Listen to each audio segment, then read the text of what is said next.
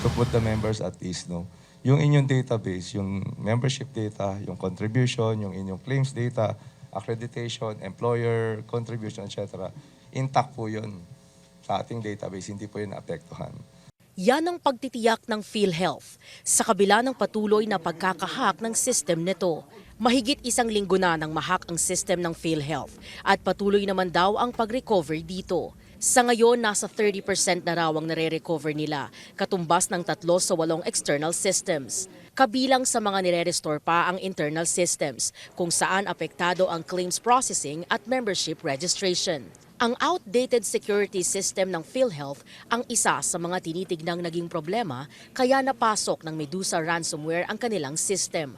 April pa daw nang mag-expire ang lisensya ng kanilang security system, habang nagkaproblema naman sa procurement kaya hindi agad ito napalitan. At that time,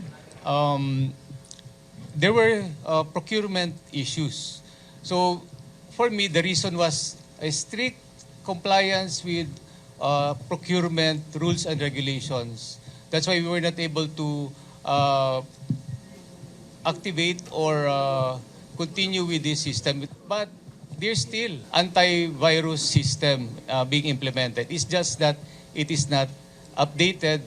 So updated yung mga security software nila, maaaring napigilan tong ganitong pangyayari. Dapat updated yung system, dapat updated yung operating system, dapat updated yung antivirus.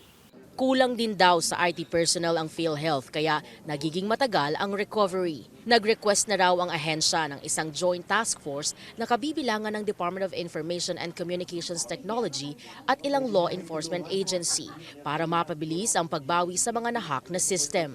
Sa kabila nito, tuloy-tuloy naman daw ang benepisyo para sa mga miyembro ng PhilHealth sa pamamagitan ng pagpapatupad ng ahensya ng automatic eligibility. So when the member goes to the PhilHealth office, the member can access the data, but as to payment, the member is directed to our accredited collecting bank. So the payment still continues. Muli ring iginiit ng PhilHealth na hindi ito maglalabas ni 1 sentimo para sa hinihingi ng hacker na $300,000 or 17 million pesos. Sa katunayan, naniniwala ang ahensya na bluff lang ang ransomware attack at fabricated ang mga data na sinasabing ilalabas ng hacker. With regards to database, kami yung pinakamalaki PhilHealth, 115 million ang database ng PhilHealth.